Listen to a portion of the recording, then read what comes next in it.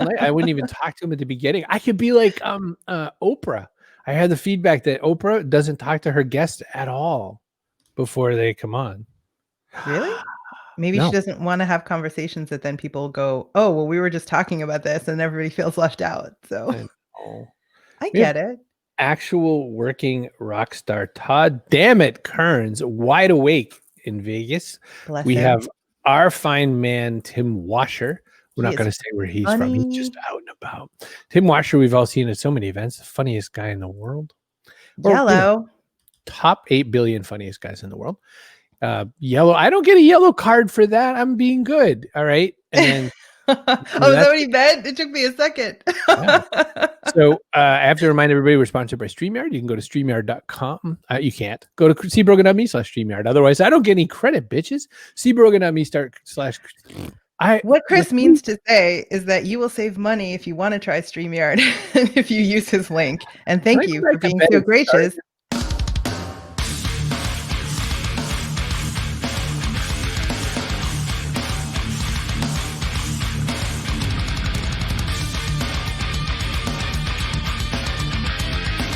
Backpack show.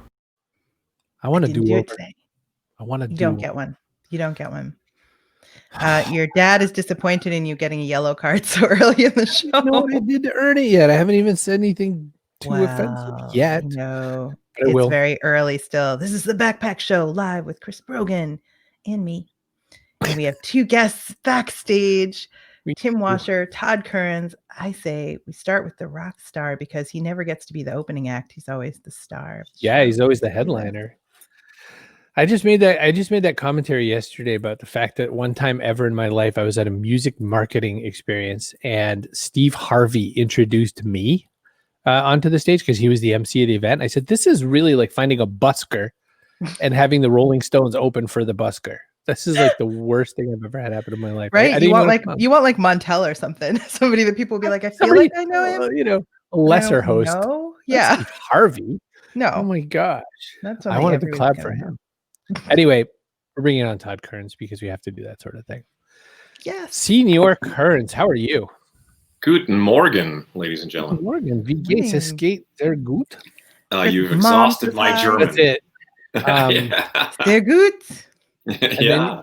And then you could just say, ich habe keine Idee. I have no idea. Wow. See? It's too early for a second. I could do some Klingon. No. You have no honor. Yeah.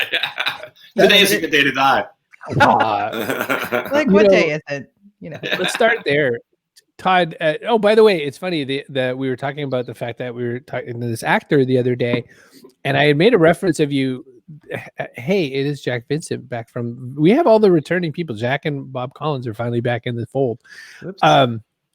We made a comment the other day, Todd, that to this actor, and we said, I have this friend in rock who is what I call a working musician. Not only are you in a band, not only do you have a band, but if Kiss needs a guy on a cruise or if Alice Cooper needs a guy, you're in the slot. I mean, back when everybody was performing, you're in the slot for a lot of bands.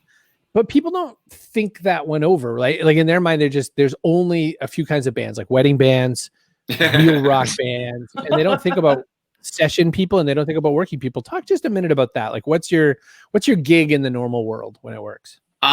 It's funny that you bring it up because when I was younger, I started in a world where you could work a lot playing cover music. Like when I first started playing music as a kid, it was sort of like you could play the local bar doing, top 40 and Bryan Adams or whatever was on the radio, and you would learn all these songs and you play. And I was 10 years younger than everybody else, so I just kind of like went along with whatever it was. But then you started getting into writing your own music and you start chasing down that thing and getting a record deal and becoming a pop star or whatever you want to do. And then I found myself kind of coming out the other side. I came to Las Vegas and there was a million. When you walk into a casino, there are probably like 5 different places in that casino that there are working musicians. There's a guy over there playing the acoustic guitar, and there's a guy in a restaurant playing piano, and there's like a little trio over there. There's a show band happening in the showroom.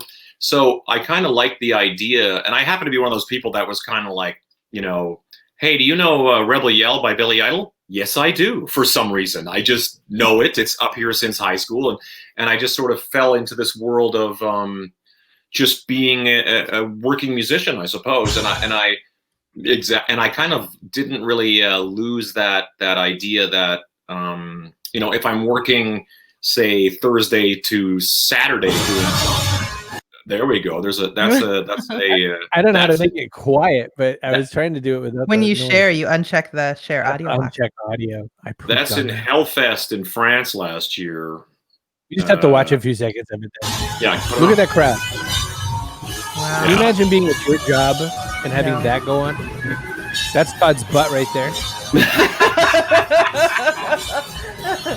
Stop it! You're gonna make the ladies thirsty. It's funny because everybody sort of comments on that sunset and all that kind of stuff. And the weird thing is when you're there, you're just kind of like rocking and you're doing your thing. And it wasn't until later that someone posted that video and I said, wow, this is ever beautiful. And I'm like, yellow card. You got a yellow card, see? But basically I just kind of, I consider myself pretty blue collar as far as like, I kind of like, you need me to put in a sink. I'll put in that sink. I mean, musically. I don't ever ask me to put in a sink because that's a terrible idea. People are really thirsty for your action figures, I guess. That is a skateboard, and that is a Marvel Comics Alice Cooper. That's first edition. Yeah, just some random things in my house. My house is like, it basically looks like, I don't know, some teenage boy from 1977 lived here. Oh, that's Bob Collins. When I got my time hanging out with you backstage and everything like that, I asked a few music questions, and it was really funny how fast that stopped being the conversation. We really all Marvel movies and stuff like that. It was. I wanted to talk about work all the time. Oh, but yeah, that's just it. The number one thing I learned about bands is don't talk about music with them. Talk about what else they're into, because you're always doing music. So is that how that goes? I suppose. I mean, in reality, music is such a big part of everything for us, and I think when you get onto how it is, you kind of collect your tribe by the music you like and the films you like and the television shows that you've been watching. And you just sort of build this, as much as religion and politics is obviously, a big part of our tribe as well. But I find that, you can go down a rabbit hole about the Ramones or Kiss or whatever and just sort of build a relationship on that guy. I love that guy. He's got the same taste in music. It's probably the most narcissistic thing, really, is I like that guy because he likes things that I like, is essentially what we end up kind of doing. But no, I wouldn't say that I mean, if you came to my house, it's ridiculous music stuff. I just found this old Rob Zombie action figure was on the floor for some reason this morning. Is that a McFarlane toy? It's a McFarlane, and I just realized he fell on the floor and I had to kind of repair him. So there is so excited. Yeah, there is a lot of, it's a mixture of pop culture nonsense and music in my house. So it's basically just to live in a state of arrested development for as long as possible. Avoiding a job, avoiding a real job, I think is the real job is the business. You're killing it. Kate wants to know what a yellow card is. Kate, a yellow card is when Chris says something that's questionable at best and possibly inappropriate. He gets a yellow card. He did make a yellow card for me as well. I don't think I deserved it, but it's in the wings in case we need it. Rob Zombie, by the way, was born and raised with his little brother Spider, 15 minutes south of here. So that's amazing. Wow. Yeah, he doesn't visit that often, and it's earned me no points trying to reach out to him ever. But I've never talked to the man. We played a million festivals together. I kind of know John Five, his guitar player, and big fan. I mean, I'm a big fan of those kind of guys who are Gerard Way from My Chemical Romance, or some of those guys who kind of like, they've not only got music, they've found themselves working in comic books and film and television. I find that kind of stuff, like, as you know me, because I immediately went to you and went, have you seen the new Batman trailer? Right. And we went down that rabbit hole. That's kind of where my whole thing is. And my friends know me. I was texting with Slash yesterday because he kept asking me questions about the Batman trailer. Who's in this? What is this? And I'm going like, I'm pretty sure that's Paul Dano as the Riddler. I was kind of like, putting dots on I's and crossing T's about the whole thing. And then after I wrote that, I go, every time I read what I just wrote you, I can't believe I have a wife. And very attractive and smart and very knowledgeable. Yeah. The funniest thing is I remember before the Justice League movie came out, I'm going to get really nerdy for you. I remember having a sort of friendly argument with the woman who would become my wife about how can they include Aquaman? And I said, of course they have to include Aquaman. He's a massive part of the Justice League. And she goes into that the classic sort of like, but Aquaman is silly and he talks to fish. And I go, this is ridiculous. And I remember talking to Myles Kennedy, the singer in our band later on, going like, I'm just kind of like joking about this like thing, saying, yeah, we had this, friendly argument about whether to include Aquaman. He goes, you probably should marry that girl. So I did. Yeah, he was right. I love it. They think you're talking music or like, whatever, great life questions and stuff. And instead it's like Kirk or Picard. Yeah, that actually is a big part of my life. But the same thing, it's kind of like, Rolling Stones versus Beatles. These are the kind of like rabbit holes I'm constantly down with my friends. So Paul Miller's joining the backpack today. He says, Rob Z is a great front man. Always a good time. John Harrison says, I was texting with Slash. No big deal. No big deal. Yeah. And Bob says, you're a classic nerd. Oops. And so is he. Yes. So yeah. He's your people. Frank. Little boy There's Frank. There's our little buddy Frank. Yeah. And Scott says Picard. See, now that's debatable. He's my pretend boyfriend, and I'm still like, but Kirk did more with less. I don't know. Oh, that's a rabbit hole because we just me and my I was just talking to my wife. I said one day we were like in the middle of this whole thing. I pressed play on the pilot of Deep Space Nine, and I said just give it a chance. She'd seen it back when it first kind of did its first run, and I go, let's just give it a chance. And I thought secretly to myself, we're in the middle of like what I thought was going to be 2 weeks off or a month off. I thought this will be a great way to pass the time. And then halfway through, you're thinking, are we going to make it to the end of season 7 before this thing goes back to normal? That's so long ago now. But there is that conversation now. I think Cisco might be the best captain, and that's a whole other show. So we'll tune into that later. Wow, I was going to probably be the only one to watch that show. After Star Trek Discovery, but listen, we gotta ask business questions and things like that. But John's here, and he wants to know what are the kind of common denominators that most make up the musicians you find most interesting. I feel like you answered super nerds, but Well, I think that it's funny because when we talked earlier about staying up all night and partying and all that kind of stuff, that was a big part of when we were younger. When I first started playing with DS9 is a rabbit hole. Thank you. When I first started playing with Slash, there was a brief moment where I was sort of like at rehearsal and we're playing a song. And I thought there's something kind of strange here, and I couldn't quite put my finger on it. And then I realized he's not smoking. That image of Slash with the cigarette and the Jack Daniels bottle, this whole thing that who he was prior to the version that I know. A lot of my like Gilby Clarke and the old Guns N' Roses guys will go, I don't know the Slash that you know. The Slash I knew was that 1.0, and I kind of have this sort of updated version that is a healthy, strong, focused kind of guy. And I think that sort of in a lot of ways we all kind of we kind of partied and we did that whole thing, and then eventually you realize that I'm a musician, and I think it's my own vanity that said I can't go on stage at half my ability because I was drunk or hungover or whatever. And I just thought, what, I want to be the best I can be and do that kind of thing. So I think in our band, especially, we really have a relatively sober. I mean, not everybody can have a drink once in a while or something like that, but it's sort of like you take what you do seriously and you you don't want to be the weakest link. That's never, you always want to make sure that you're on point and showing up at 100% capacity.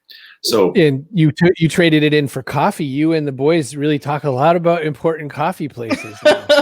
Oh, I know. Actually, it's funny because I'm not quite as bougie as my bandmates. It's kind of like they got like the apps and stuff, and we'll be in like, Germany, Berlin, and they'll go like, oh, this is the top rated place. We have to go like 45 minutes that way to get. I go like, there's coffee downstairs in the lobby. Let's just get coffee. And they're like, no, this is the place. And I go, okay, well, so off we go. And they're never wrong. It's just kind of like, it's not as much of a destination as back in the day, it'd be, where's the strip club, or whatever, rock and roll.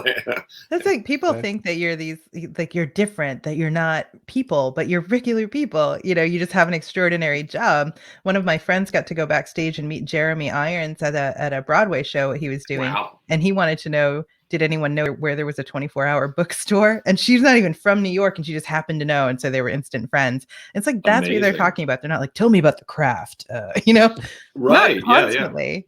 No, I know. That's funny because every time I get to a new town, it's like, where's the vinyl shop, like the record shop, the coffee shop, all that kind of stuff. And bookstores are a big one too, like vintage books and stuff like that. So, and when you go to Europe and stuff like that, that is such a great like rabbit hole to go down because it's like then you find the really crazy stuff. So, like you say, it's different than than it used to be for me. But at the same time, I'm glad that kind of went that way because otherwise it'd be like. I mean, it's hard enough to remember a European trip anyway with the jet lag and the touring and all that kind of stuff. So, but now I have a lot of destinations in each city to kind of seek out, It can't be fun to be like the dad in a band that's still in that phase too, like where they still want to party super hard and you're like, you feel like you stayed too long at the fair or something. Yeah, exactly. Yeah. Bob says the baseball analogy debut episode of the uncertainty of the future and the joy of mystery of life, but not knowing what's next. Bob is like super deep. Hi, Debbie. Debbie Saviano is a previous guest from Women's Leadership Live. Thank you for joining. And Bob Collins wants to know, where's the used bookstore? Yeah, where's the used book in New York City? Is that what we're talking about? I think it's Strand. Bob's in Boston. Oh, in Boston. Okay, yeah, I don't know. There's a lot. Maybe of you just needed to know for the future. Exactly. Yeah. Yeah. There's a lot in New York. I know that. I've sought them out. And then in LA, they've got the Last Bookstore. Yeah, that's a good one. Yeah. Yeah. That was a fun one too. I don't know about pictures from there. Is that right? Yeah, I went in there, because you have to be nerdy, and my ex Jack and I went in there, and she has that, framed a little circle picture. I have that same one. Yeah, like amazing. Everybody makes that picture. So. Everybody gets that one. But imagine that though, the fact that there's people who love books the way they love bands, and I think that's a fun thing. Talking about the normalcy of it, it is 1-something in the morning. I'm in Boston. I'm at the Hotel Colonnade. I am with Myles Kennedy and the Conspirators. My pal Joseph Fahmy is there, and I don't remember who else. And Brent Fitz comes into the room much later, and he goes, guys, and he hands me a white substance. You know what it was? Toothpaste. He had gone to see his dentist. He had all kinds of toothpaste. He goes, I can't take all this home with me. And I left hanging out with the rock. I love that. Toothpaste. You got a parting gift of dental supplies. I love that. Yeah. Yeah. Gone are the days where it would have been like, I need to get this across the border. Can you put this in your intestinal canal somehow? Yeah. In your prison wallet. Be creative. It's your call. Yeah. Just has to get there. Yeah. Exactly. Somewhere a dog won't sniff. Bookstore and Waffle House. Bob wants to know if you're a Waffle House guy. Oh, there's a chicken and Waffle House in Los Angeles called Roscoe's that we generally, as a boring vegetarian, I will definitely get down with some waffles. But we go there usually after we're done a record. It's suddenly like, well, what's the least healthy place we can go? Not to like bring down the good name of Roscoe's, but that's where we usually would end up at Roscoe's. Chicken and waffles in Los Angeles, California. Delicious. Is it even a question? You got to have chicken and waffles. There's my picture. My picture. The one everybody gets. That should be on your Tinder profile right now. Look, I read. I did put some thought into the book I selected. I chose Daphne du Maurier. Oh my goodness. Historical fiction. Yeah, that's brilliant. What book really expresses me as a person? Oh, look. Susie's here representing Winnipeg, by the way. Oh, yes. Whoops. Stop touching buttons. Stop it. I'm sorry. I'll go back to my beads. I love it. Winnipeg. Yeah, I was just talking to, I do my own talk thing on Thursdays, and my friend Clifton Collins Jr., who's in Westworld. I'm dropping names. Watch your feet. He was on Westworld and a bunch of these cool, Pacific Rim, Star Trek, the J.J. Abrams Star Trek.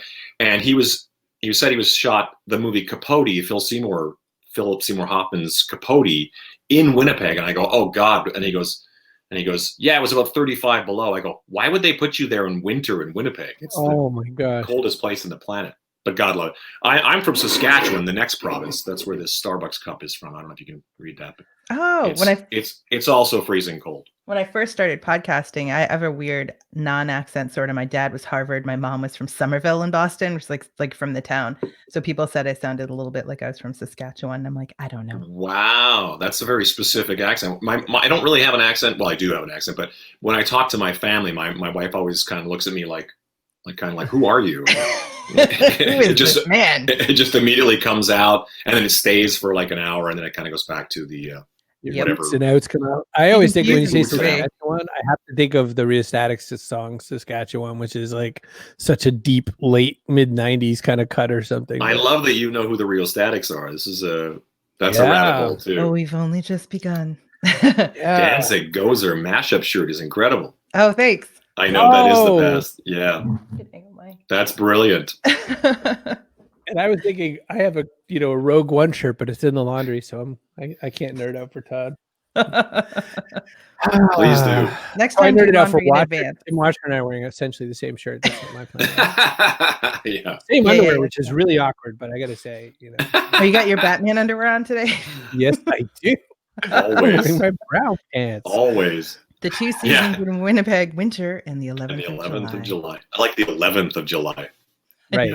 Very specific. Very specific. It's amazing out there, though, because any of those towns that are sort of remote, Winnipeg has an amazing art and music scene that I didn't know about until I finally found myself there. But it's so kind of its own little oasis of freezing cold ice. But so they really have a huge support system, and a lot of my friends that went on to be actors came from there, and a lot of musicians too. Fitz loves it because Brett Fitz, the Winnipeg Jets is the hockey team, and we'll be at the Coliseum in Rome, and he'll point out, check it out, and there'll be some guy like way on the other side with a Winnipeg Jets jersey on, and I go, where are all these Winnipeg people? They're everywhere. Yeah, it's funny. Well, Canada by just nature tends to really just represent so. My uncle was a working musician for a long time, went on the late night shows, played Top of the Hub in Boston, all that stuff. And I promised him that if he came and watched today, I would tell everyone what a key influence he was on my life. So in my formative years, that's why I'm so classy as I am now. But when do you reach the point in your music career where you're like, this is the trajectory, this is how this is the balance I want in my life? Or do you think like, I want to break through? When do you decide I want to be a rock star or I want to be a musician? And is there a difference? It's really interesting that you bring that up, because when I first came, like I said, when I came to Las Vegas, I never moved to Las Vegas. I just found myself in Las Vegas, which I think is a whole other. A lot of people, Hunter S. Thompson finds themselves in Las Vegas, but I sort of just all my friends were working musicians here, and I just love that whole community thing of like getting a phone call and saying, hey, what are you doing Wednesday night? We're playing at this thing. Come down. Great. Just show up, jam, play. And I started to kind of like have this. Prior to that, I lived in Vancouver, Canada, and that was one of my favorite places in the entire world. It's one of the most beautiful cities and has a great scene. It's also one of the most expensive places in North America to live. So I found it to be very, it was very common to see like 2-3 guys living in an apartment trying to make it. And then I would be, by the time I got to Vegas, it was like, I was really happy to be just kind of put on my hard hat and go to work and play music and be a working musician. Go Jets. That's what we've got for you, Todd. Go Jets. Woohoo, go Jets. Still revving it. So not only do you have the whole Took scenario going on that we haven't barely talked about, but you've played in a whole bunch of other operations as well. Oh, did I not add this? There we go. Is it weird toggling between the kinds of bands? When you're with Slash, you're a team. You and the whole rest of the group are like a solid unit. But you're working with and for Slash versus when you're running a band and all that. What are the different kind of mental works you have to put yourself through to kind of get yourself to, how do you kind of keep that all in your brain? You work a lot of jobs, I guess is what I'm saying. Well, that's the other side of it too, is because I was a guitar player, singer in this band, the bass player in Slash. So I've had the ability to wear a lot of different hats. And I think that's kind of part of it too, is I started off as a bass player when I was a kid, and then my little brother picked up the bass, so we put a band together, and I'm going to be Paul Stanley out front playing guitar, and he'll play bass, So there was a lot of that. So now when I do other things, it's usually based on, it's a completely different position, as it were.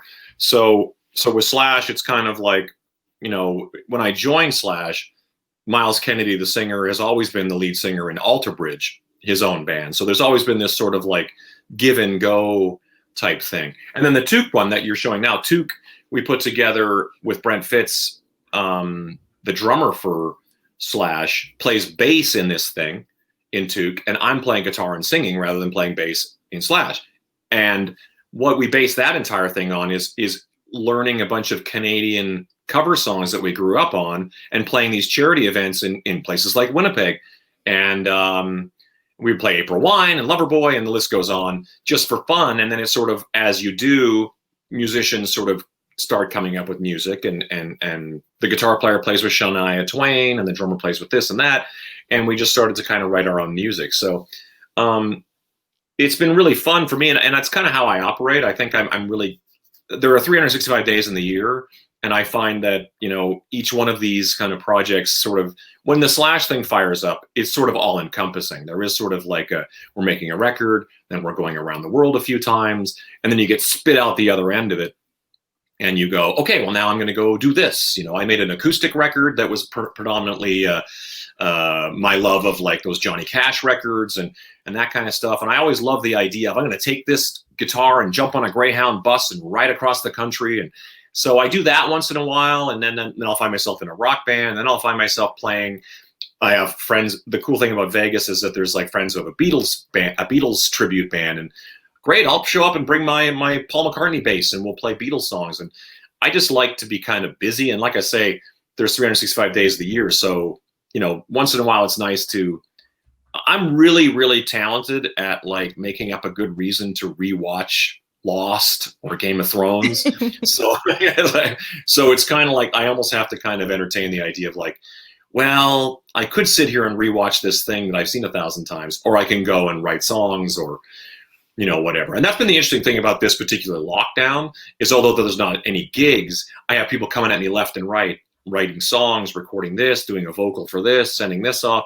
And I think that's been really fun, actually. I'm probably having more fun than I probably should be during a worldwide pandemic. But enjoying yourself. Yeah, it's like, again, plus there's also all that other time to watch Deep Space Nine or Game of Thrones or something. Yeah. Right. Yeah. A little bit of potpourri. Winnipeg. John Harrison's another Johnny Cash fan. So are we. We have a Johnny Cash museum here in Nashville. I know, I've been. Oh, my kids love it. You can listen to all his songs in the booths and stuff. It's amazing. Only yesterday did I learn that Johnny Cash was a Morse code operator for the military, and he was the one who received the message that Joseph Stalin was on the way out. So wow, I think I probably heard that, but I've never retained that. That's so crazy. Wow. I read his first wife's book. It was interesting. Another perspective on the early days. June. Yep. So listen. No, before June. Before June. Yeah. Pre-June. It would be like Roseanne's mom, Roseanne Cash's mom. Yeah. Right. I like the way they kind of tried to portray that kind of character in the Dewey Cox movie, the Walk Hard movie. I don't know if you ever saw that. Yeah. So ridiculous. Who didn't see Walk Hard? Come on. It's tough. It's tough when everyone is so wedded, if you'll excuse the use of the word, but to them as a couple, June and him, and then to try and explain like his origin story, you have to include his first wife, obviously the mother of his children. Yeah. People are like, just skip that part. Yeah, exactly. Nobody cares. Well, we rocked it out. We cashed it out. We did all the things. Enjoy your pandemic. Enjoy your pandemic. That should be a t-shirt. Attitude is inspiring. Enjoy your pandemic probably is a t-shirt. I'm very excited about Lost. Dewey Cox. And Debbie Saviano has promised that they're getting me an autograph photo of my pretend boyfriend, Triple H. Triple H. I actually have 3. Jean-Luc Picard, Triple H. Who's the third one? Jack Bauer from 24. Jack Bauer. Oh, right. Yeah. Well. Yep. He's Canadian. Canadian person is required by law to say this. Canadians point out other Canadians. Southern all the time.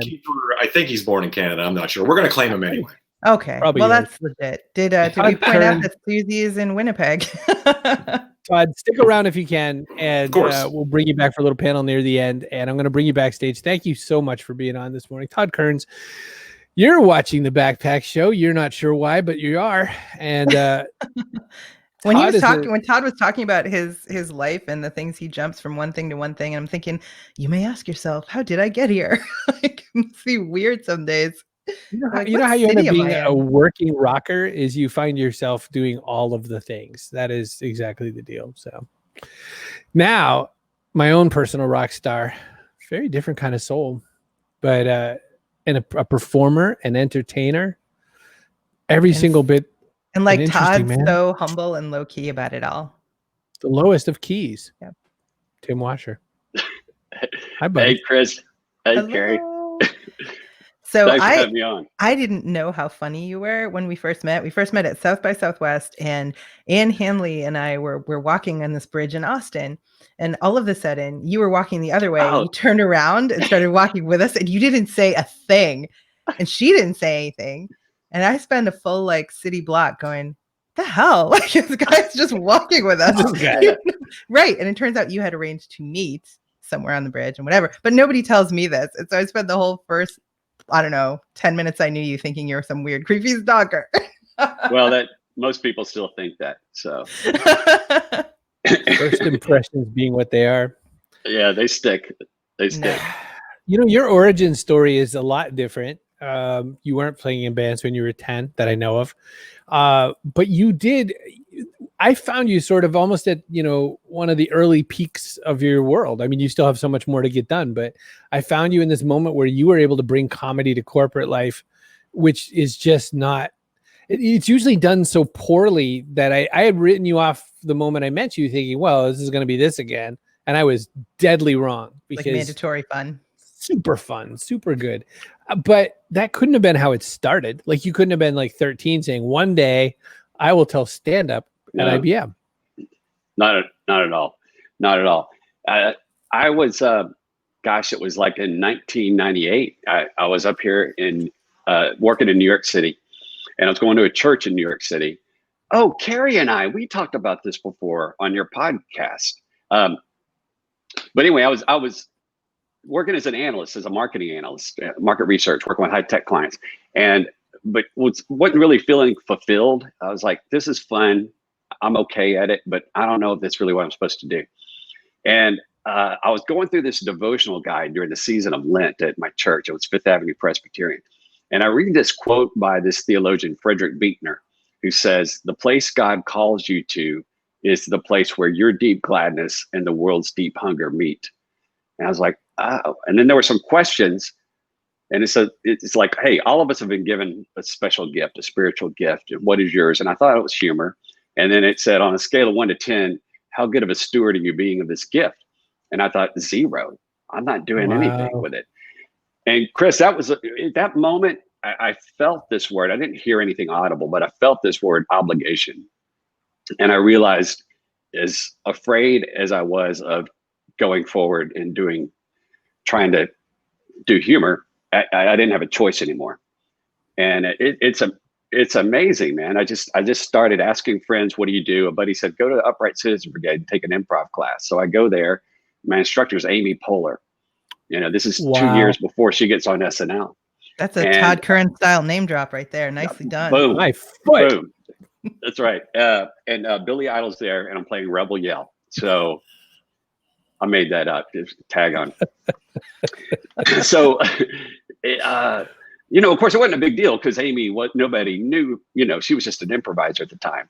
And it's just crazy how when you kind of get lined up with what you're supposed to do, all these doors open, and you just, all you have to do is get yourself to kind of step forward, which is not easy.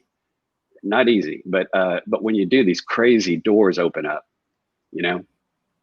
So that's how I ended up. You Mike Wazowski'd him. I did not push that button, everyone. Mike Wazowski him. I got to learn put a different spot on the screen. I don't know. Maybe I'll put it in the corner. You've written on SNL. You've done some incredible things, but people remember you in our space for Nothing Says Romance Like the new IBM VX AS400 system. There's actually a Cisco router, if I remember correctly. Yes, that's right. That's right. That was we had it's a $250,000 router that Cisco sells to like AT&T and the big telecom companies. And we were the launch, we were trying to figure out a way, something interesting, a hook, to create a little silly commercial around, and we couldn't find anything. And so we thought, okay, the launch date's February 9th. Well, let's pitch this $250,000 router as the perfect gift for your Valentine. And just built a commercial from there. And that had some staying power. I remember like David Meerman Scott wrote about that, and he used to show it at conferences. And it's so good. The thing is, when you do comedy and you can do it well without too many people coming in from a committee and saying, let's soften it a bit.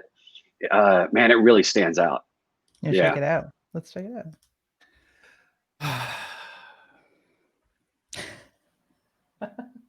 No volume though. Oh, I said to share it. Here, I'll make it play correctly for you. Where are the dinosaurs? Where are the dinosaurs? That was from an old Mac commercial. Oh, I know. Here you go. Now I'll start it for you. How many ways can a man tell his sweetheart, I love you? Until now, the answer was 3. He could buy her expensive diamonds. He could take her on a tropical vacation. Or he could carve his initials into a tree, then carve a heart, and then carve her initials. But now, he can give her the ultimate expression of his everlasting affection. The Cisco ASR 9000. Because nothing says forever like up to 6.4 terabits per second. Nothing says commitment like up to 400 Gbps per slot. And nothing says I love you like 6 times the mobile backhaul capacity. How many ways can a man say I love you? The answer is 4. The Cisco ASR 9000. How perfect can it be? How do you get that done in a place like Cisco? And you gotta have so much of comedy. I think comes from a good chemistry with a partner. It's really important to work with somebody who's not just funny. You can work with a lot of people who are funny, but you got to have a good chemistry. And so one of my best friends is a guy named Scott Teams, and we took that idea. Melissa, a friend of mine, Melissa Mines, who I went to UT with, brought me into Cisco, and she said, "Hey, let's do this video," and I worked with Scott, and he was too busy. He was working on his feature film at the time, That Evening Sun. And that won South by Southwest. I mean, the guy's an amazing. He's so gifted. He won 2 awards at South by. He won Best Narrative and Best Ensemble Cast. And that was his first feature. He just had his second one out called The Quarry. Just came out. It was supposed to be at South by. Actually, I bought tickets for my daughter and I. We're going to go down and see him, and of course, it closed down. So they launched The Quarry virtually, which was kind of a bummer. But Scott, we just have a good man. When we start talking and stuff, just these crazy ideas come up, and he's one of those guys that you cherish that chemistry, and the time together to create. It's just such a joy. And anyway, he was busy. He said, "Man, I can't help you with this right now because of the feature film." And so I went and I found these images on Getty, and I sent the images to him, and he fell in love with them. And he's like, "Okay, I'm going to do this." And so, he made the time, he made it work. And, it's hard to find a good comedic editor and a director. And, if it hadn't been for Scott, that would have been nothing like that. It's definitely a gift. You kind of have it or you don't. Some people can try to learn comedic editing and it kind of doesn't ever work. Bob Collins says, "You had me at 6 times the mobile backhaul capacity." I knew that would appeal to Bob. I had Bob in mind when I wrote that line. I bet. I got to tell you something. I used to, before I did all this dumb stuff that people know me for, which is so trivial, I used to work in mobile telecom and I used to build data centers. And so as I was watching that, I was like, I know every word in this thing. And I got excited, even though those numbers are way out of number now. Like it's everything is like 10x that now. Yeah, it's like the poor cousin now. But as I was listening to that, I was like, this is great because it's funny as heck for someone who has no idea what they're watching. Yes, and that's what's amazing about it. The engineer who's like, I need one of those. I need 4 of those, obviously. Right. And so that's the power of that. And it's, again, what Carrie said about getting them to say yes.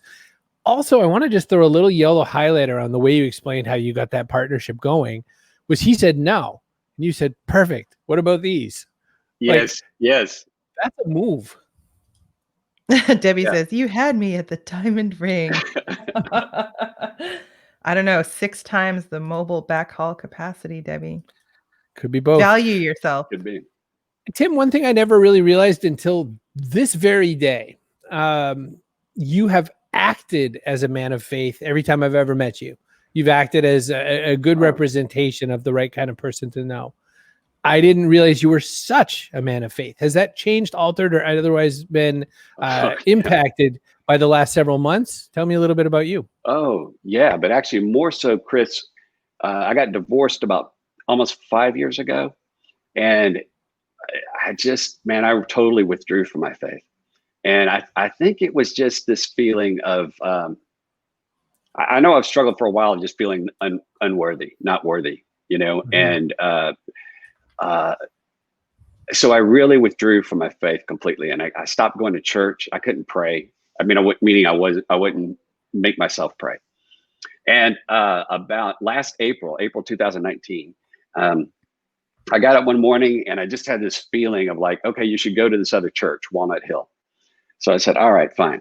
So I show up there and there's a young guy named Brian Mowry who's preaching.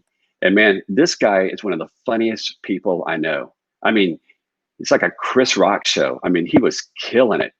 But Chris, he also says, look, he'll talk about mistakes he's made as a dad, where he screwed up with his daughters and how he's received grace. And man, at that moment, I was like, this is where, I just felt reconnected to my faith. And we've gotten to be really dear friends. Actually, I had dinner with Brian last night with his family. And I've been working, he just finished a book. I was one of the readers on it. It's called The Other Side of Yes. I think it comes out September 20th. So I helped him write the study guide on that. And, it just became a joy and I'm so grateful I reconnected. Now, as far as the last 6 months, I've had a lot of struggle. I've been really depressed at times through COVID. Because one of the things, we get some energy, even if you're an introvert at a point, speak in front of audiences. And we love seeing each other at these conferences, and that's all gone. And then also my income's gone for the year. Everything was canceled. Yeah. So I still, even as recently as 2 days ago, man, I had a really dark day. And so I'm leaning on my faith to get around to answer your question. I'm really trying to lean on my faith. I'm asking friends to pray for me to help me kind of push through this resistance and get back on path of the calling and because I know I'll have these ideas of this video that I need to produce. And I'll know that's something I need to do to be obedient, but I'll let fear and self-doubt get into, just ruin me. Even at this point, so, like fear and self-doubt when making a video. Oh goodness. Yes. Which absolutely. The stakes are pretty low. I mean, so what if somebody doesn't like it? Right? You know what? Listen, that's exactly right. And yeah, but you're saying that like as if a depressed person has like normal responses. I'm not. I'm saying like that's it doesn't take anything at all to kind of make you feel as though you can't do anything, I guess. Oh, you're totally right. Yeah. That's right. Another guy, we had this crazy guy at church. He's our family pastor. And he grew up in a gang in South Africa. I mean, this guy's crazy. And then he came over here. Dude, he's nuts. His name's Craig Horn. He came over here on a scholarship to play soccer. He's an amazing soccer player in the U.S. and he stayed and then he became a pastor. It was his birthday last week. I took him out for lunch. We're having lunch. It's pouring down rain and this big SUV comes swerving around the corner and turns on its side like this. And lands in the ditch.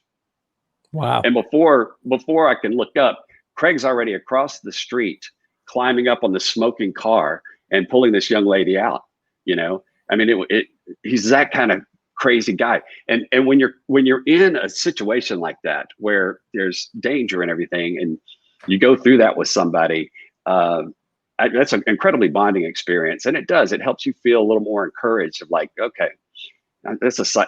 Craig asked me, he said, listen, dude, can you make some videos? We're going to have a summer camp for the kids, make some videos. Now, Carrie, the stakes were so low on that. It's like, okay, look, only the kids at church are going to see this. And it was easy for me to say, all right, yes, I can do that. And they needed one. I ended up creating one a day, and they turned out. I was really happy at how they came out. But that was sometimes I think when you're stuck, you know, if you're intentional, if you pray, if you expect things to come your way, they will, you know. And that what Craig gave me, this little opportunity to make these silly videos where the stakes were almost zero. You know, I was able to kind of pull myself back up and say, all right, I can do this. Get a little taste of success. Yeah, that's right. And then the feedback came in, and then the parents started saying, oh, wow, this is funny. And like I did Jonah, I did the story of Jonah where he gets swallowed by a whale. I did that for Shark Week, during Shark Week, you know, and talked about him getting swallowed by a whale shark. And just crazy things like that. Yeah. We are going to segue back into bringing our pal Todd on, because I think that what we see in this is that there's connections. You know, I'm a speaker. Carrie runs events when she's not running every award-winning podcast, it turns out, in the world. And you know, Todd performs, and Tim, you've kind of set into a different role. It's not so much MC, but we're all in those same spots. We're all like looking to find that money we all just lost. We're all looking to figure out how to keep above water, and you know, find great reasons to get out of bed. So it just seemed like it's worth it to kind of bring the story bigger. It was funny. One other thing, Tim, when you were talking that story, I was thinking about the old SNL skit when Hercules is there and he's talking about lifting a rock, and they're like, well, if you're that strong, lift that rock. And he tries and he tries and he can't get the rock up. And he goes, perhaps if I lifted a smaller rock. That's how depression feels sometimes. Just with a smaller one. Yeah. Or you can use your gifts. You're both using your gifts to make your living. And I think that's so inspiring. You know, there's a lot of people that have a gift for something and they love doing it, and they're like, my dad wants me to be an accountant, so I guess that's what I'll do. George Lucas's parents wanted him to be an accountant, and you know, think how different the world would be today, especially for us nerds. Leonardo da Vinci started out as an accountant. True story. He was an auditor. Wow. And then decided, you know what, I'll make a parachute instead before we have an airplane. Wow. So, what color was it? Had the Star Wars logo on it. It's crazy, prescient. Wow. Don't even know. This is how it goes today. So this is what business does to you. What tells you internally, though, that you're on the right path? Like, Todd, how did you know that this was something you were going to be able to make a living at instead of just occasionally do for fun? Like, what? Or did you not know? Did you just I think I'm still waiting for someone to come along and just tap me on the shoulder and go, thank you. You know, you're good. That's enough. That's enough. But I think that, well, there's a great line in this song, God Gave Rock and Roll to You by Kiss, originally done by Argent. This is a rabbit hole. Follow me, people. Wow. But there's a great line in that song that always resonates with me. It says, it's never too late to work 9 to 5. And I believe that to be true at any given moment when your time is up. As far as I have so many friends that are actors and stand-up comedians and writers and all that kind of stuff. And everybody, you know, you have these sort of peaks and valleys and feasts and famines of work. And, you know, you have to be okay with the fact that if this all goes away tomorrow, I'll be like, you want fries with that. And you have to kind of know that that's just the way life goes. No one owes you anything. And I'm very aware that, you know, these things can happen. So whether it's me playing, you know, Rebel Yell by Billy Idol, triple reference in this show, you know, then I think that, you know, that to me is as long as I'm playing guitar and someone's actually handing me some money after it, then I'm like, I've won. This is a Grammy to me, you know, as far as I'm concerned. Bob Collins says Will Ferrell was a bank teller. And Kara from Scotland says, when you find your gift, you regain your passion and are more likely to succeed as well. And she's actually she's a sketch artist. That's what she does now. And it's amazing. So she found the courage to do that. Tim, she took she was doing little watercolor and pen sketches of buildings around the town just for herself, just to do a thing. She has hundreds of them now. And now people are commissioning sketchingfife.com. Am I right? On Facebook, it's Sketching Fife. I'm not sure. It's on Facebook, right? Wow. Right. I'm so sorry. Wow. The Finder. Don's joining late. You're late. Yeah, I guess we'll start the show Don. over. I love Don, man. Don, hang on a second. We'll start. Okay, if you're joining us right now, reboot. Let's go back. All right. Tim Washer. Yeah. I've had a yellow card or two. It's all over for you, Don. When you said about flipping burgers and all that, I was hanging out.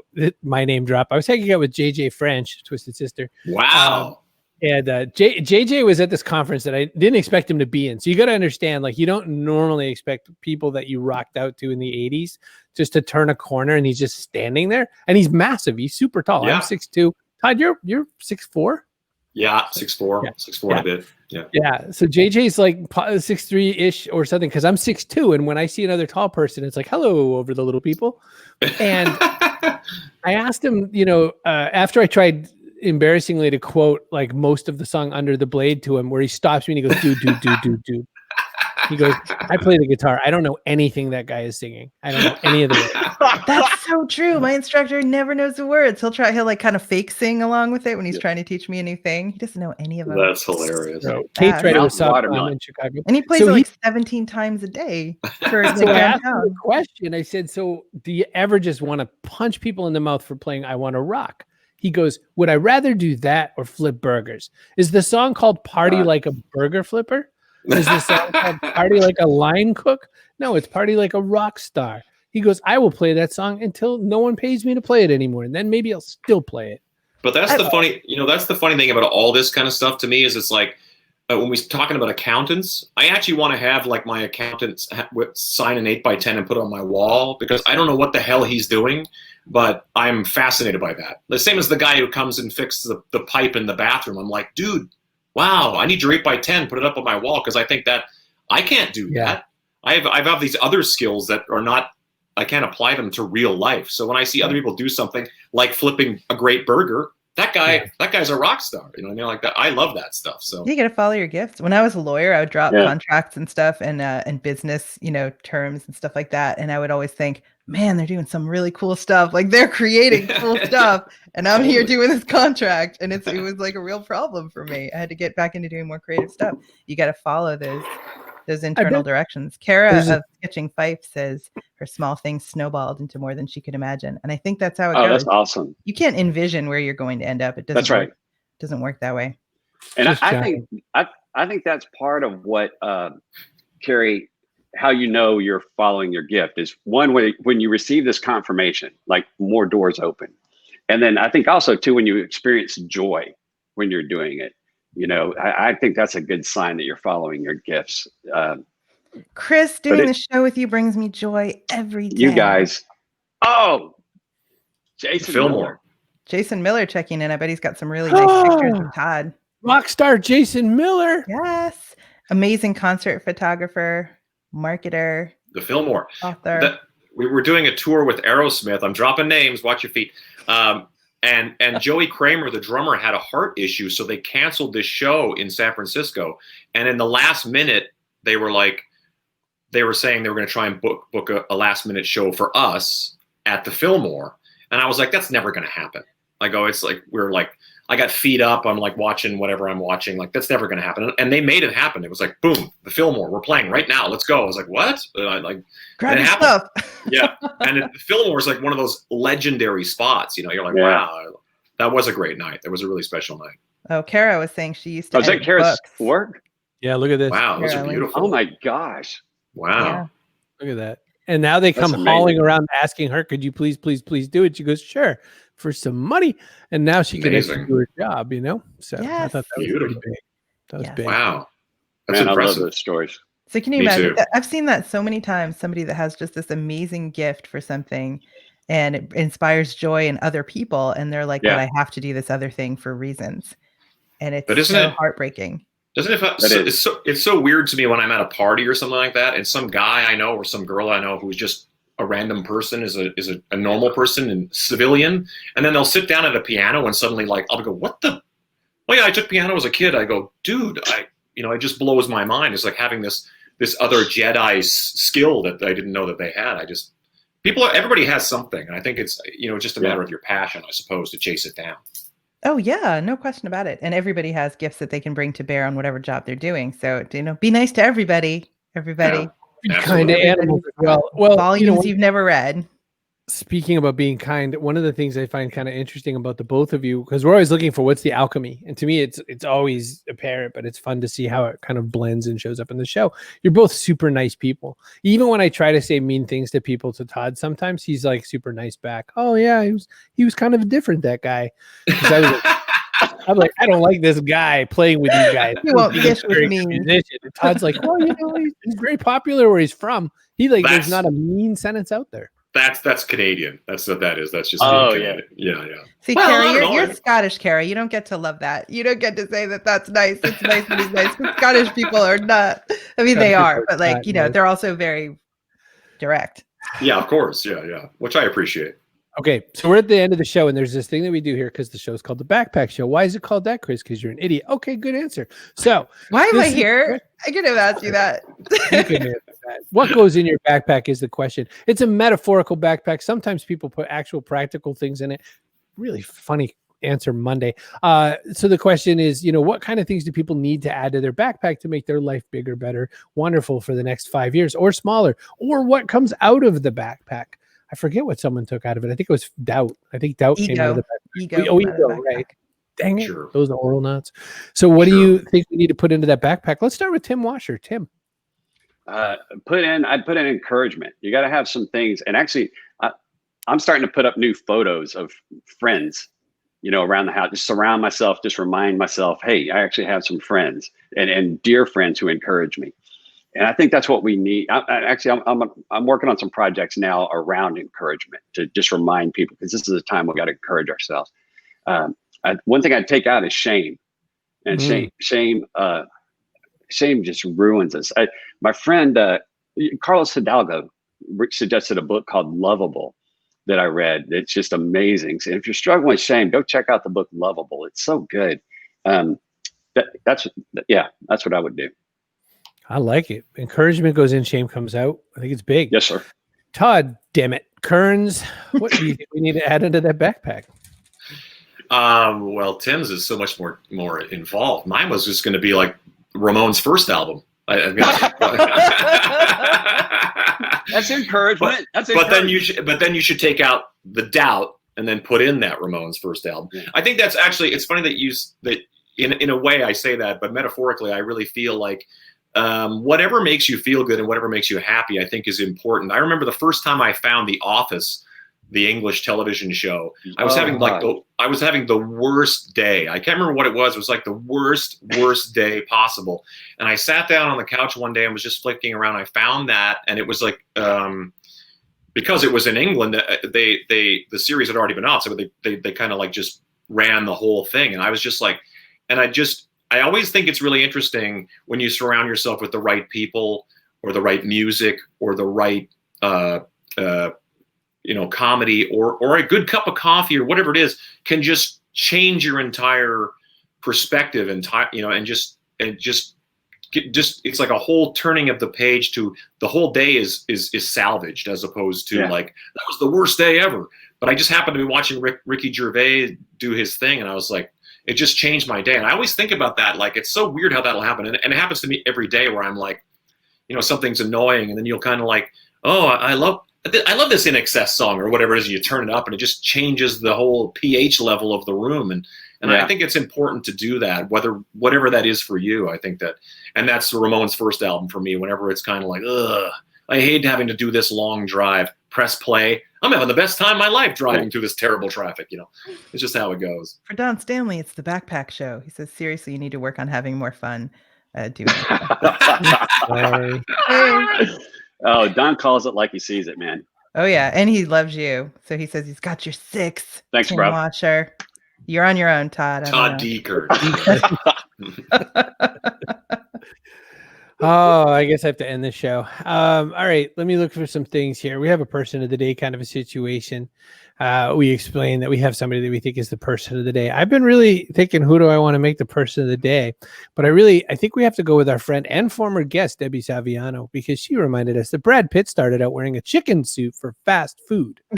El Pollo Loco. And then he went El Pollo Loco, yeah. Then he went away and became Brad Pitt. Yeah. Right. And now he eats chicken. I can't find that button. There we go. Oh my God, he eats in every movie. In every film. Stop. Whatever happened to that kid? That kid's got a real future. We'll keep an eye on him. Yeah. Keep an eye on him, Tim. He has a sense of humor of his own as well. Yeah. So anyway, we have we kind of hit the wall here, but we have a little tradition around here, and it's usually to quote things that my grandmother says. My grandmother's very wise, and she said a lot of things over her years. And I think the one that sums up the kind of spirituality, the humor, all the